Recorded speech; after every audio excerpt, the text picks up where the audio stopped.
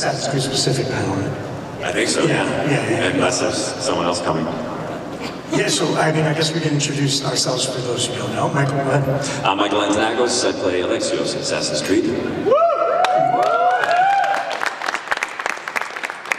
My name is Elias Toufexis. I play, in this one, I played Leonidas, and I played Nikolaos. And I also played Federico in Assassin's Creed 2 and Brotherhood.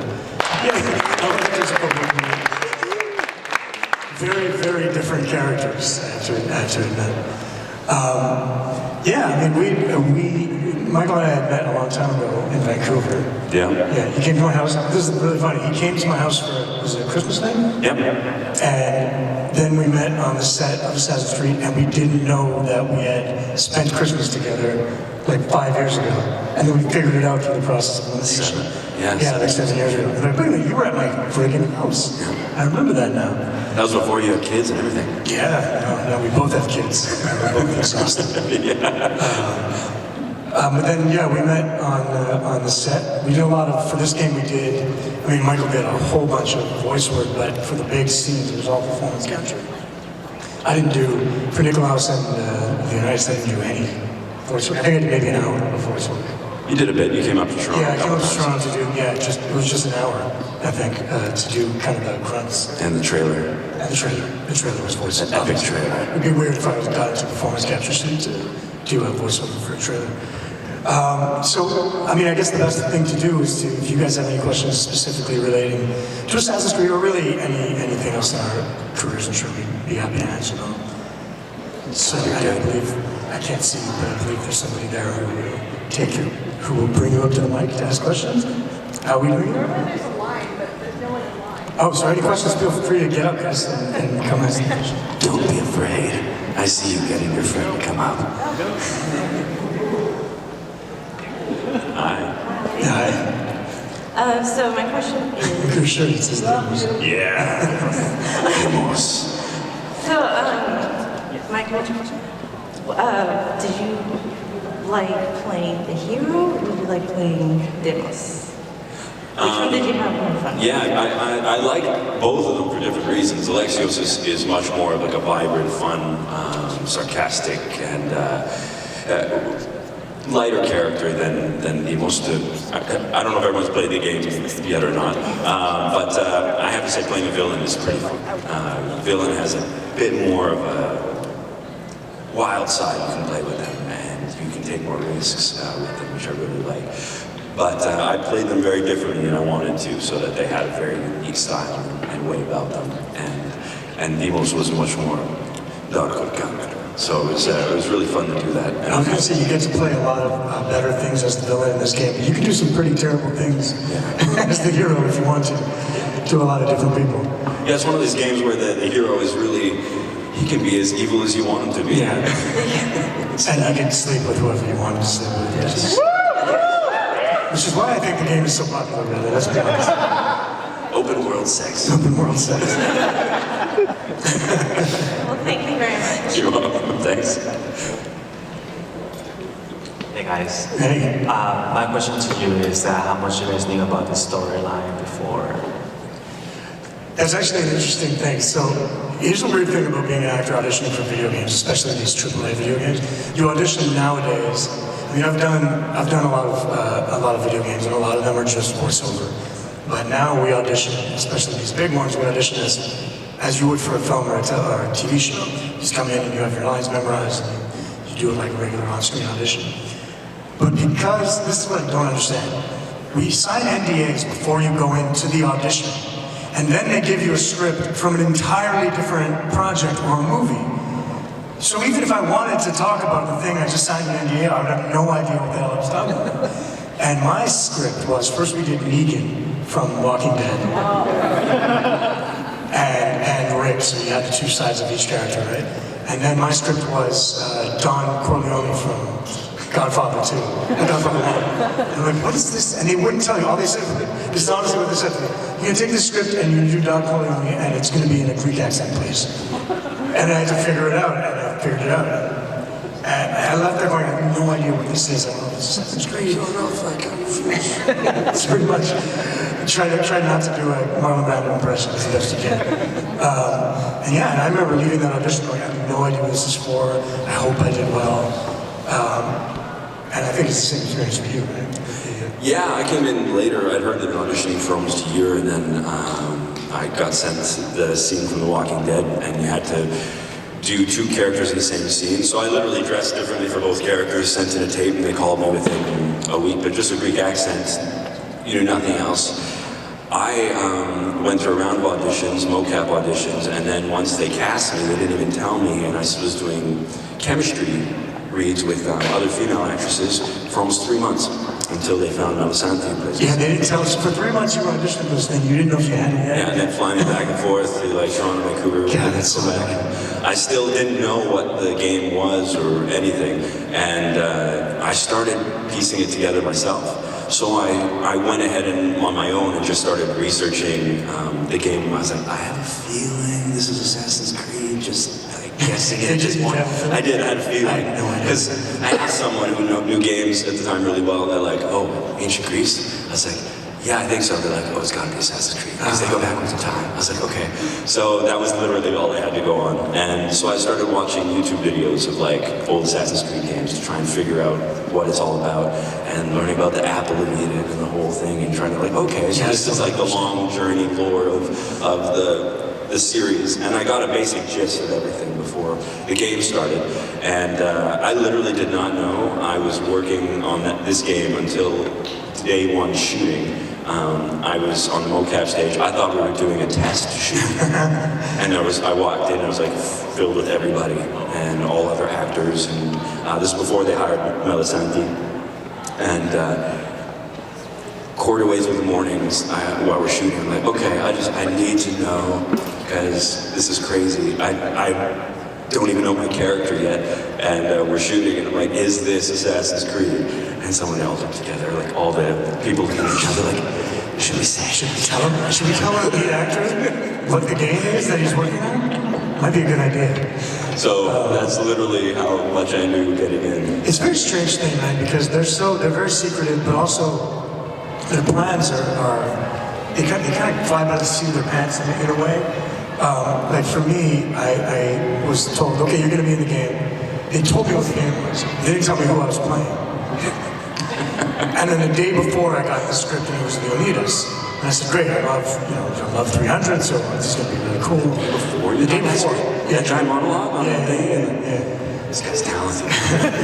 But wait, it gets worse, because I got there, and then when I was there, I got a call from my agent when I was there. I don't know if I ever told you this. And my agent says, so they have another character that they want you to do a stand-in for as a body, and then they're going to replace the voice. Actually, they didn't tell me they're going to replace the voice. They just want you to do this stand-in for this other character. And I was Nikolaos, the wolf of Sparta. And I said, okay, fine. So I had to learn lines for Leonidas, which we did for like a week. And then I did Nikolaos for another week. And then months went by, and I came back. They called me back again. They don't tell you. They call you back. They say, you just have to come in. These dates, can you come in? And I came back in, and again, like the day before, I got the scripts, and it was all Nikolaos stuff. I was like, great, they're expanding on this character. And then just by fluke, I found out that they loved what I had done with Nikolaos so much. I was supposed to be standing in for him. And they were going to take what I had done for Nikolaos and make me him, and then recast the voice of Leonidas, because they didn't want to have both. And I freaked out, because I was like, no, you can't do that. Because we can talk about this at the Mocap panel on Sunday, but I'm a big proponent of, if you're going to cast an actor, use him as the body, or her as the body, and as the voice, and as the face, and do whatever you can. So I gave a lot to Leonidas, and they were going to change the voice. So I freaked out for like a week. I don't know if you remember me going like, oh yeah. We talked about it a lot. Yeah, so I was emailing like the head of Ubisoft, and you can't do this. And to their credit, the head of the game, Patrick, he called me and said, okay, you can do both, and we'll have you do both characters. But that just goes to show you that their writing is really good, and they have such a massive world to get a hold of, that sometimes they're like, oh man, we gotta tell the actors what they're doing, because they're so busy dealing with all this other stuff. So to long-windedly answer your question, we knew some, but a lot of stuff we didn't know, and we're we were really just like kind of winging it. And to finalize it, after they hired Santi and I, which by the way, when she came in and we auditioned together, it was like instant fireworks. Her and I were, she was the first person to scare me in the audition when we were doing the scenes. And I had a feeling when we both got on a plane to different countries, and I told her, I was like, I think you're going to be the character, because after 3 months of auditioning, she kicked his butt. But when they brought us back to Quebec, the writing team sat down with us and went over the basic gist of the whole storyline. And then we asked them questions based off any sort of knowledge we knew, and they kind of informed us on things. And a lot of changed from the end product to the beginning that I saw based on the lore, from when we started to what they ended up shifting throughout the year and a half. I think they wanted to bring more lore and more things back in. So it was really cool to see the transition and what they did. Cool, thanks, man. Thank you, Dan. Good question.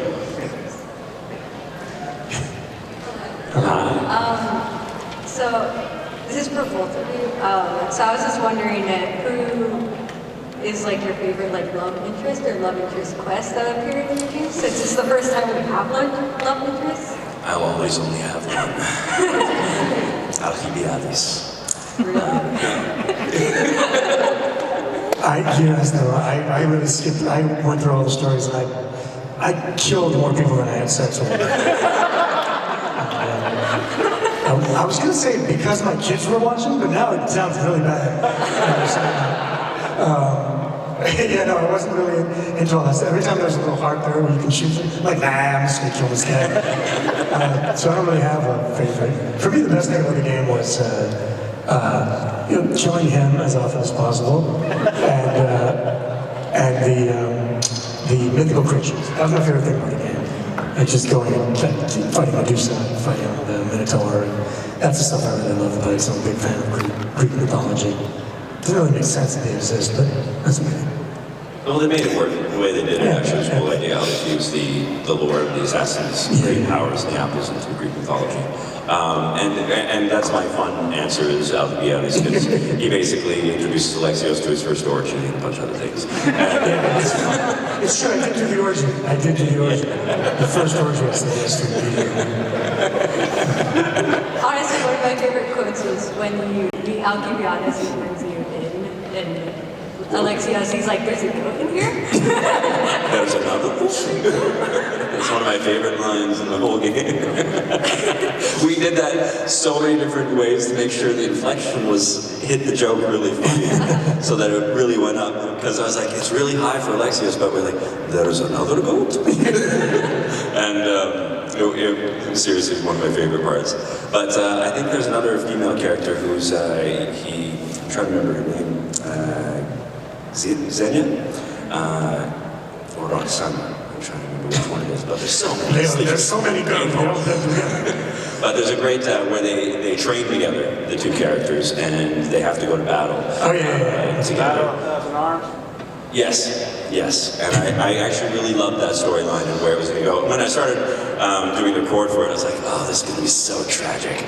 Just because you know where it was going to go when I was reading it. And I did enjoy that one a lot. I thought that was a really beautiful storyline for that time period and the characters. Yeah. Thank you. Oh, this guy's a sword. Better answer his question probably. Whoa. There's a dagger. Oh, sorry, never mind. These are best For my fellow Spartans, I wanted to first say, and on top of that, just can you tell us a little bit about the experience working with the mocap shoots, being that this is the new age of video games with the actors actually being the characters in the game? Yeah, there's two reasons I love it. One, because I know it's fully me there, and I know that when I watch it, look, animators are going to expand upon our performances, and if there's like a fleeting glance that I do that doesn't work for the scene, they'll fix it, which is great, and I appreciate it, and the animators are amazing. But in the end, it is our performances that they're copying over, and I love that. I love mocap mostly because it's 8 to 5, and that's it. And when you do TV, you do 16-hour days, so you're exhausted. But mocap is, you get there at 8, and you're done by 5, because the people who are doing it are 9 to 5 workers. So I love that. But also, I mean, I do a lot of voice work, and I adore it. When you're approaching it as an actor, it's the same thing. You approach it from a character point of view and what the character wants, etc., all that cliche stuff. And there are technical differences, but I like being the freedom of being on the mocap stage. It's like being in a play, but not having to work to the back of the room, if you know what I mean. You know, in plays they're always saying, like, you gotta reach the guy in the back. You don't have to do that, obviously, because there's literally 60-something cameras around you. And there's a little camera like this big right in your face that's capturing every little minuscule thing you do. But it's very freeing because you don't have to worry about, sometimes you have to worry about marks, but you generally don't have to worry about marks. You don't have to worry about blocking the other actor's camera lens. The only thing you do have to worry about, you remember this with when you grabbed me as Nikolaos? We have these cameras that are like this. Actually, she turns towards me, so it's more like this. I'm trying to tell you. And it's a little frustrating, especially in that scene where the big father-son scene, where he grabs, he's gonna throw him off the cliff, and we're like, no, okay, I guess we're doing this in this scene. It doesn't really make any sense. And that's the only hindrance, because everything, and you know, the helmet gets annoying and tiresome after a while, and you're also slightly embarrassed because you're in a tight lycra suit with balls all over you.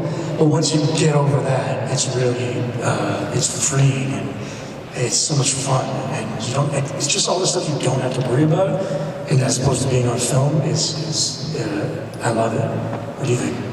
Well, to reiterate on some of the things, because I've been doing mocap a while, and I think it's one of my favorite ways to perform and act, because it is so freeing, and you can be anything, and it is like a black box theater, and like you said, you have close-up camera on you all the time, so your acting has to be honest like you're on film, but your body and the rest of you has to act like you're in theater, so that yeah, that's a good way to put it. You know, it has play and life to it, so that part's really cool to do, and it keeps you really in tune with your instrument, your physical instrument. So that part I think is very cool. I know some actors who get very kind of claustrophobic feeling once they put on the bodysuits, and they can't do it. I know there's quite a few actors who actually can't just do motion capture because either insecurity or they can't get over the feeling of just feeling this tight suit on them all day. Whereas I guess for us it's a very tight suit. Yeah. And the helmet too is so tight. Yeah, the old ones used to have like, oh god, they've improved. The camera that we're talking about there, the long one, it can't move, it has to be still. So if you're doing action, not so much action, but if you're doing like a really rough scene, your head is shaking, so you can't have that. So this thing is, for all intents and purposes, drilled into your scalp, so the camera doesn't move. The old ones used to be this very hard plastic. Yeah, they're like a bike helmet. It sticks in your temples and they tighten them, and you literally have to take it off between takes because it was just hurting so much by the end of the day. You feel like it was vice. But they've gotten nicer over the years. Yeah, it's just getting better every time. Yeah. The other great part about playing in video games, doing motion capture is you can be anything. Like really, it can be anything. Yeah. And I think that's just a blast because it's you can do puppetry of your body if you want and play any sort of character, but you don't have to put on all this makeup. Example, I guess no Mass Effect Andromeda.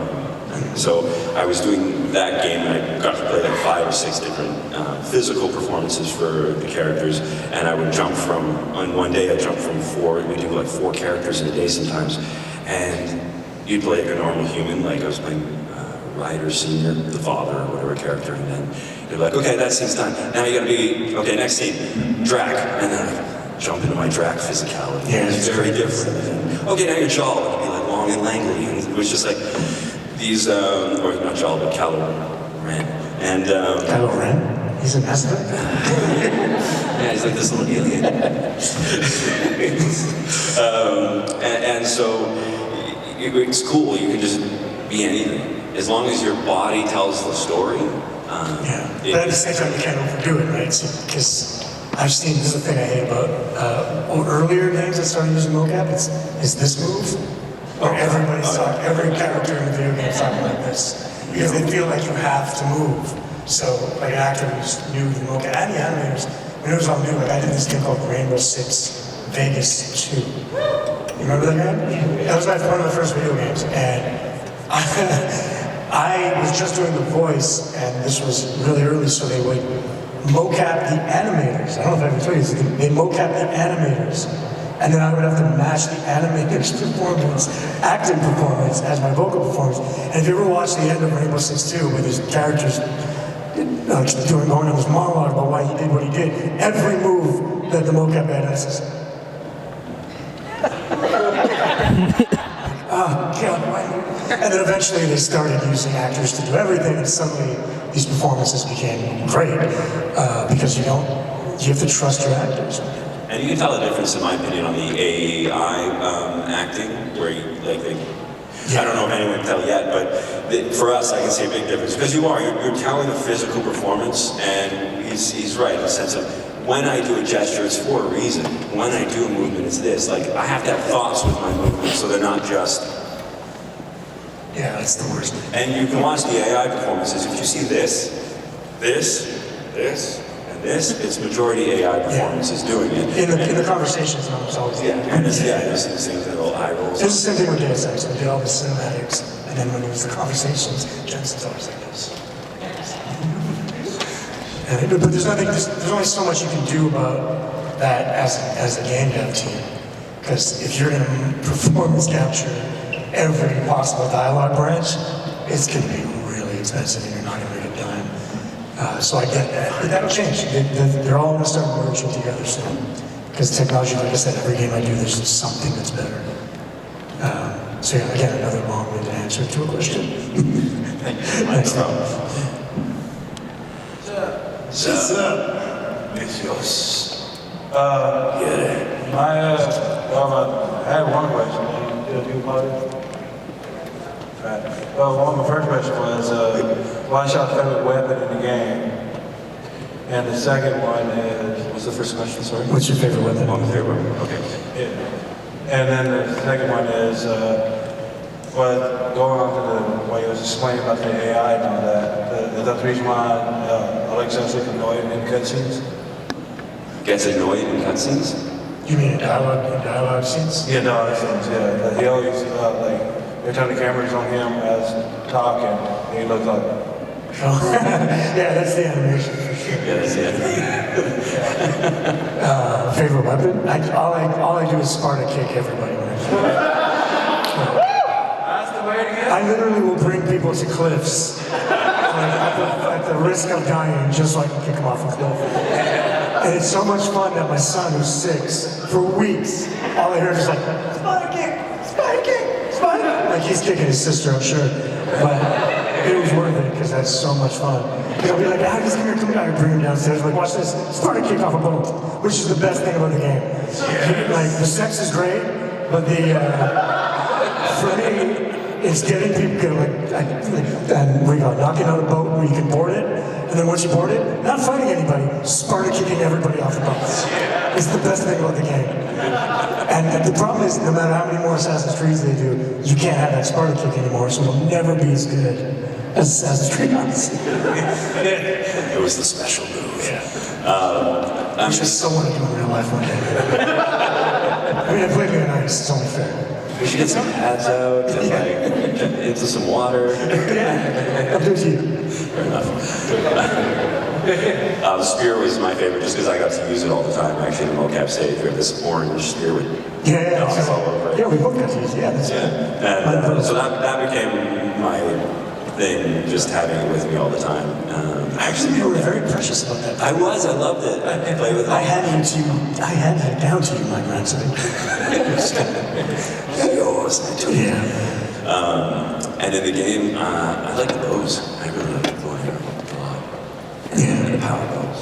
Upgraded bow game. I just like setting people on fire also, which is the sword. That's my favorite thing. But the Leonidas sword is actually one of my favorite things in the game. I actually enjoy them. That's actually my favorite line in the game, is when you're on fire. They're like, away, children of Alexios! That's my favorite line. I love that stuff.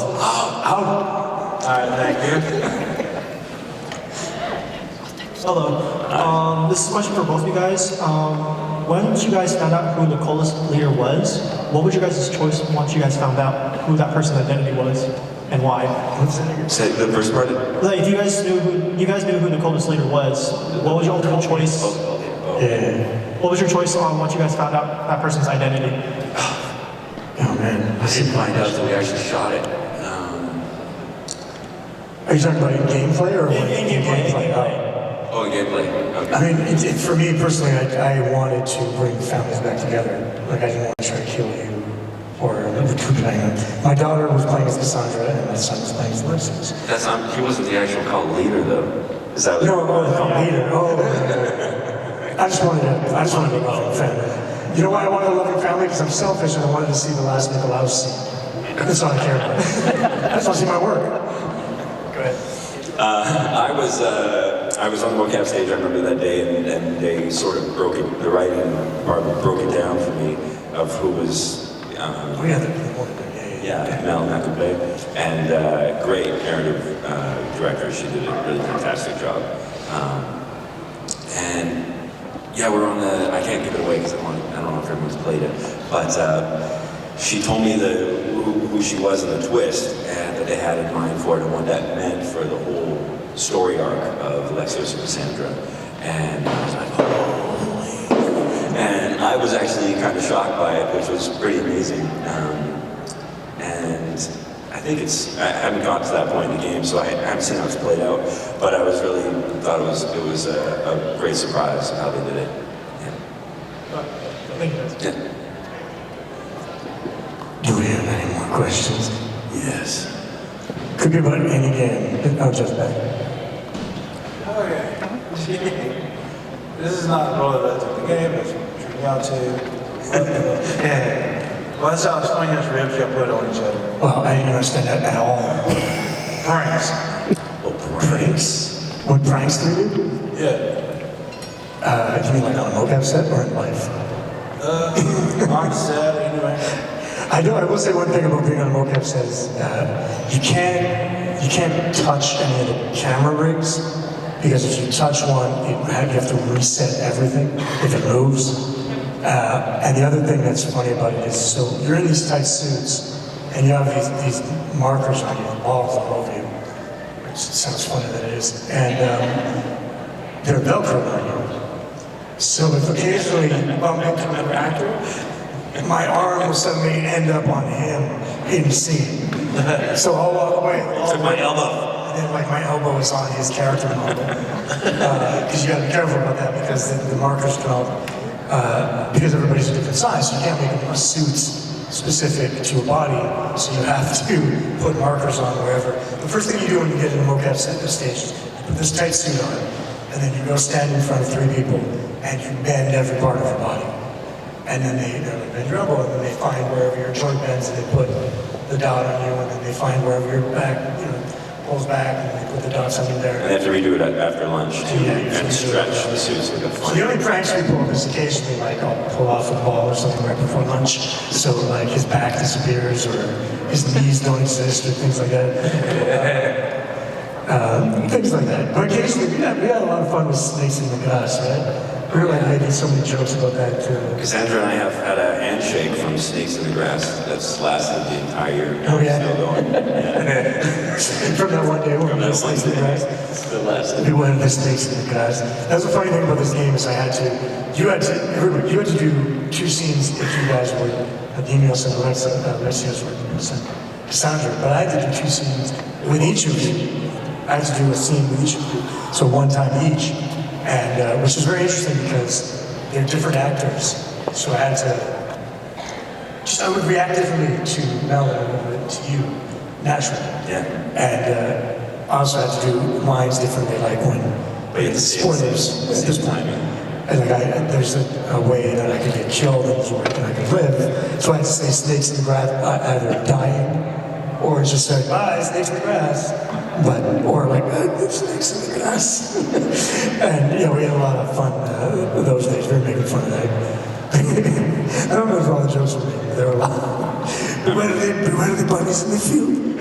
Things like that. We just kept changing the line. There was a few things. One I remember I did consciously was one of these tragic moments, I think at the end of the game, where Alexios' mother walks away after the tragic ending, and and I'm just watching it happen. And I don't know if any of you have seen the Captain Sorbo Hercules.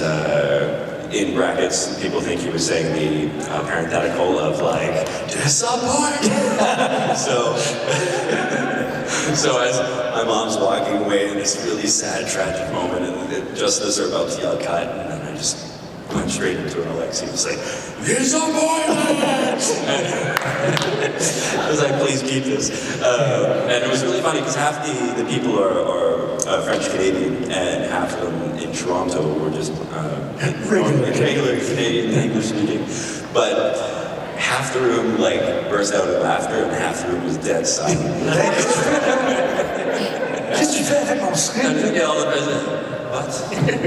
What I don't understand. Yeah, they were just like, why did he do that? Why did he ruin the take? You can see all the other Toronto team is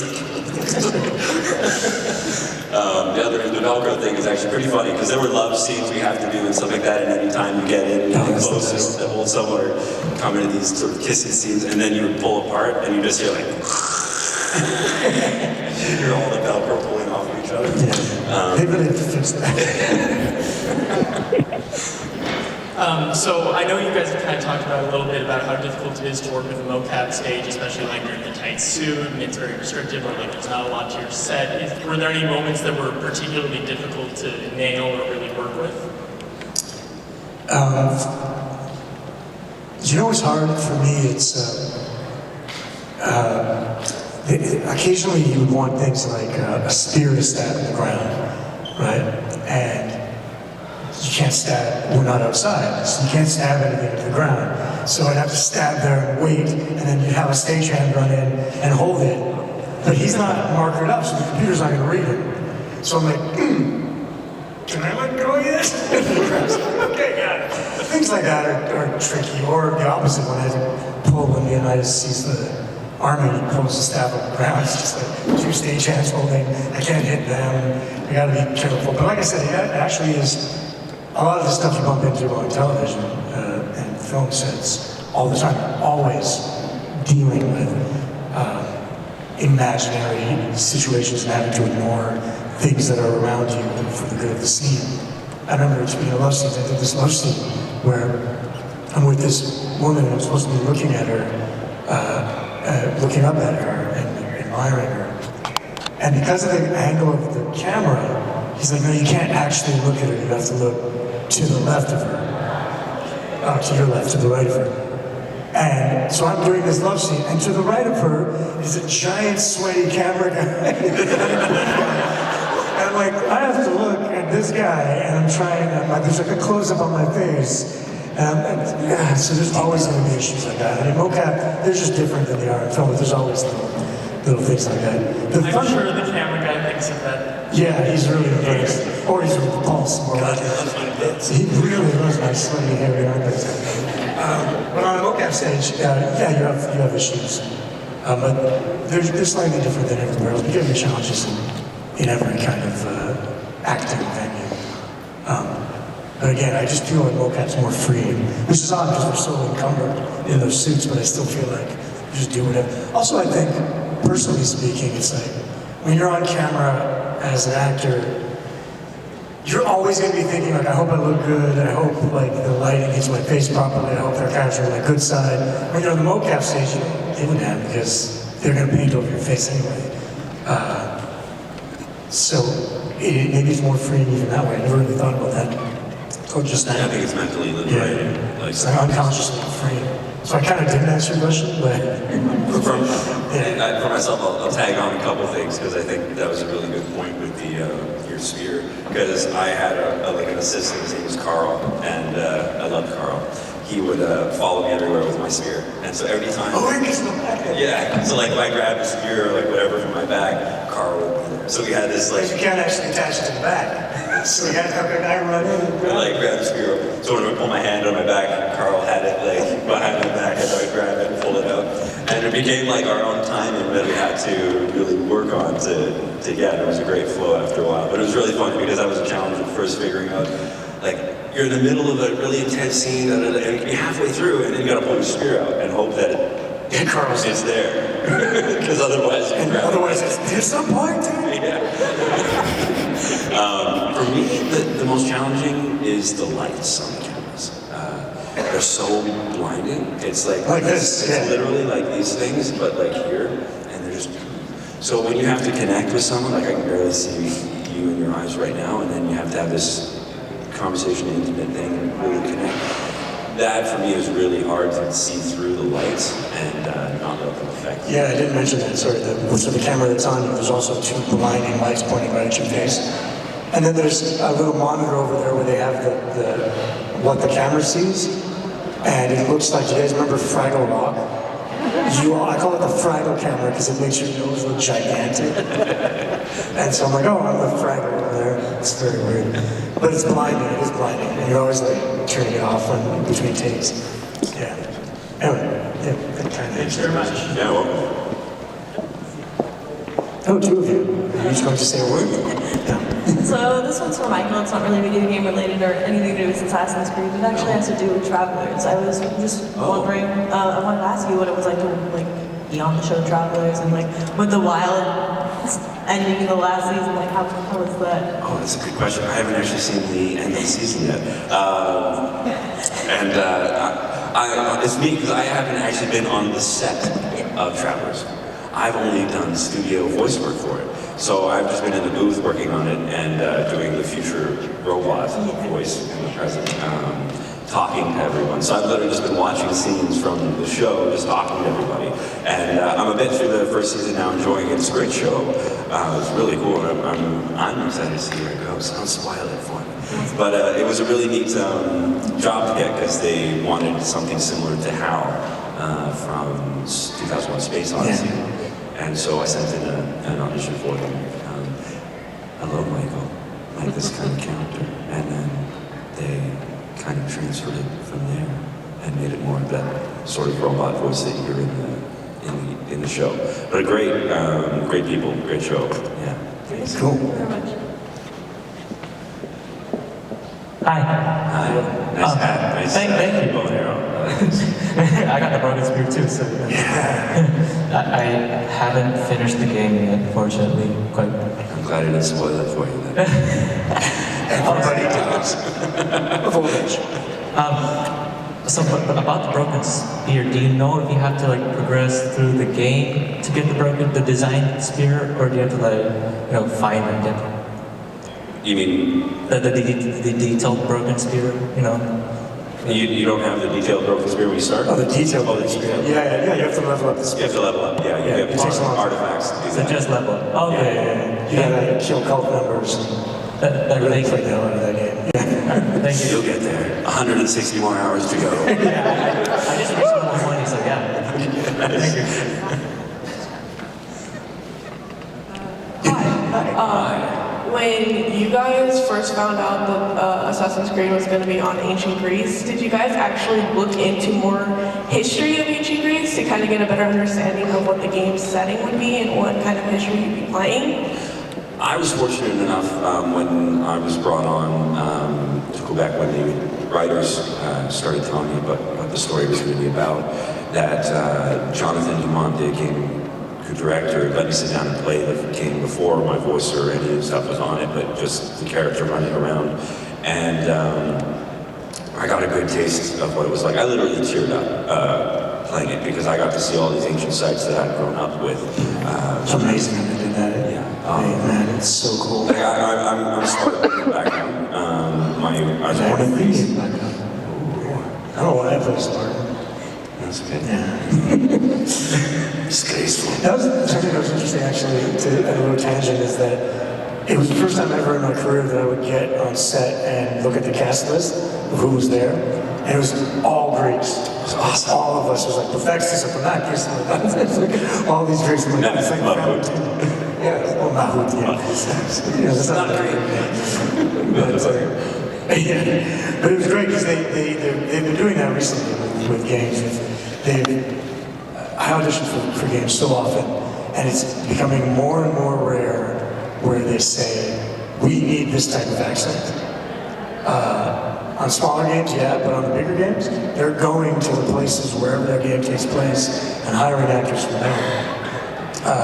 That's why we were lucky enough to be in this game. because we were in that small pool of like Greek actors in Canada. Yeah. So we had a first crack at a lot of stuff. Yeah, I can't even think of a game in recent times where I've gone to an audition. Most of the time it says, would prefer actual Englishmen, would prefer actual Irishmen. And I could do all sorts of accents, but they don't even want to hear it anymore. They want somebody who is of that background. And Assassin's Creed is a great example of that. What was the question? If you guys actually like, because you know in schools they only teach you like so much that like you know if you actually went into more depth with the history, because I've heard of voice actors and other actors who play these characters and they actually don't really know that much about it, so they go and actually like really research. Of course, I did for Leonidas, definitely. I looked it up, and it's funny that there's this whole thing about the 300 defending, just 300 against the 15,000 Persians, but there was actually 3,000 other Greeks that were behind them, and they never get any credit. Because it's a much more interesting story to say that 300 Spartans defended this, but there were, I don't remember where they were, Athenians or not. That's a fact, I didn't even know. Yeah, there were 3,000 other Greeks that fought alongside or behind them. Yeah, the other Greek, well, tribes, but yeah, the other groups, I guess, of Greek, yeah. I didn't know that. And the thing I like is they were very, I mean, it's a fantasy game in the end, right? So they're going to twist things, you can fight Medusa, things like that. And Leonidas, personally speaking, he was relatively historically accurate. His age was accurate. The things he was saying to his people were accurate. But you know, at one point he says, the Persians come to make slaves of us all. He says that. Not true, they weren't coming in to make slaves. So you have to take a grain of salt with everything, and researching helps with that. But at the same time, I research that, I'm not going to go, well, this line is bullshit, I'm not going to say it. You know, you take things with a grain of salt, because it is a fantasy video game. I was lucky, I guess, and I guess some other people who played Socrates and other philosophers, I hope that they had researched it.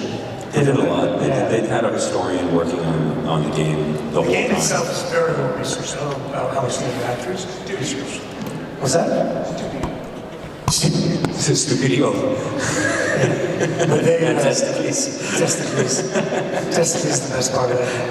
Those are two very good names, actually. I like, what is it? Who falls in the lake and gets eaten by the... That's Testicles, right? Yeah, that's really funny. Let's all do it. Yeah, that's a good part of that game. Yeah, and then I don't know if you saw this great video online of they travel, like I think they're just using a drone over Greece, and side by side is what they've done with Assassin's Creed Odyssey. Oh, it's incredible. It is, it's really fascinating. Like you can do so many things in this game. You can see the ancient theater, you can see the Olympics of the time. I can't imagine how much work it's in. Oh, I mean, I show up 2 weeks at a time. I know you're working on it like a ton, but these guys, before we even a year before I started, I think a year and a half. historical sites, and you can read about them when you get there. I can't wait for Discovery Mode of this game to come out, because it'll just be such a giant thing to do. I haven't gotten that far in the game. I'm still very much in the beginning, but I'm still super excited for that part to come out. Yeah, cool. Just being able to explore the world like that is just very unique. There's a unique thing that I was surprised. I went to Delphi when I was 21, and then I was playing the game, and my friend was playing at the time, and I was like, hey, walk over to this spot. And there was areas that are just ruins. You can just remember the, spots on the ground, and there's a little plaque that says this is this and this is this. And I was like, this is a long time ago for me. And I was like, hey, check out and see if that's the bank of the time. I'm trying to remember the other name for it, but the reserve, the money reserve area of and he walks over and he clicks on the thing, and it literally, the whole building's there, and it's fully built the way it was, and the colors, and it is it. I was like, wow, it's phenomenal that they kept it that accurate in the detail they did. The cool part about the accuracy of the colors was that it is a little different than actually what it was like in a lot of places, because in ancient Greece we loved our color, and it was much more fluorescent, which I found out. So they had to tone it back And too much. It was You too know that, much that's crazy. for the game to have them as fluorescent as they would have been. It would just be kind of blinding you throughout the game, looking a little off. But in life, it was actually a lot, even more colorful. Yeah, I saw some complaints online about that. Video game fans are the worst. Yeah, and I can say as an anthropology major, yeah, it's kind of a little frustrating. But yeah, you have to make decisions in that field to make it appealing, and it's understandable completely. Yeah, thanks. Cool. I'm definitely. Go ahead, buddy. Something wrong up here. What is your weirdest mission in the game? Oh, the dildo hunt. Spoiler. Mission, really? Yes, it's for Alcibiades. He makes like a dildo cake or Oh, something. that's right. Impressions. That was a pretty awesome mission. I was like, am I reading this correctly? I don't know what else to say. I mean, Yeah, you can't really top that. Highlights, so. Hey, remember the dildo hunt in Assassin's Creed? You can't really top that.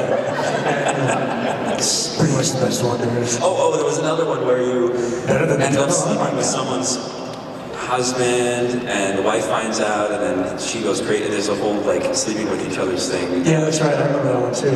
Yeah. And I thought that was a great story. Just to see that. I was like, oh, I slept with them, so what? It's like this and that. It's like everyone's getting angry at everybody. You know what the crazy thing is about video games that just popped in my head? Because they're so vast. So you being the lead of this one, and for me I can use Deus Ex as an example, is it's so vast, it's so many hours in a booth or on a stage, that when I played it, like for Deus Ex for me, I didn't remember 80%. Like I would play it, and I don't know how this mission ends. And I recorded the lines, but I had no idea how the mission ended. Okay, because I'm gonna find out how it ends. Because you're doing it so often for so long and for about 4 hours at a time. Like I remember all of the performance capture stuff in Deus Ex, but I would do missions and not remember them at all. Was the same for me? Absolutely. I was in the voice studio every day for months, and I'm not kidding when I say I got anywhere from 250 to 450, and one time 900 pages. That's insane. And they give them to you on Thursday or Friday, and you start recording on Monday. I just want you to think about reading 450 pages on your weekend, and then going to work on Monday to start doing all the work. You're working on, you're just basically trying to read as fast as you can to get it all in, and then try and remember it. Plus, you've got all these choices to go on, and how to sort of branch them out. And the hardest part for me in the voice booth was keeping that. One, I had no idea how anyone else would sound. I usually started, I probably led like 75% of the game or so. And so I didn't know what anyone was sounding like. I didn't know what the other actors would come out talking to, and we had different actors in different parts of the world. So I just was hoping this is how it would sound, and working with my director. And it was really fascinating to be just putting the story together as fast as possible. Here's the next line, here's the next line. We jump to sort of an end of scene, or jump to a whole different scene, and then come back and we're like, okay, now you're doing this choice wheel. I was like, oh my God, how do I even remember how I started that choice wheel after we've gone over here and did this, and now we come back and doing this other choice, and then you jump to this other thing. It wasn't linear. Yeah, so by the time you're playing the game, you're like, I don't remember where this goes. Yeah, so you do that every week over and over, and so I get these fragments of scenes and storylines, and like you said, things just, some of it disappears right away because you're on to the next. And that's probably what we want, right? Because you're on to the next one so quickly that you've accomplished that. You just completely put it out of your memory, and then, which is great, because then you play the game and you're like, oh yeah, this did be cool. I've literally started watching things on, people playing online, and like, oh God, I totally forgot I did that. And I have some funny lines, and I was like, oh yeah. But it's neat how things kind of disappear quickly. Yeah, that's why when we had a Far Cry, it's like, already picked the game up, but everybody just kept talking about missions. I'm like, what was that mission?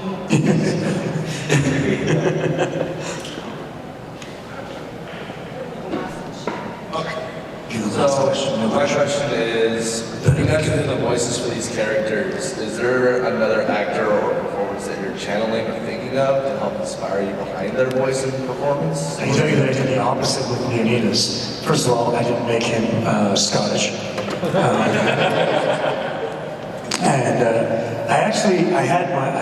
This is the natural tenor of my voice, and I actually raised it a bit for Leonidas, and then they brought it back down again in post. So I'm like, no, you're making me sound like Gerard Butler, which is what I wanted to avoid.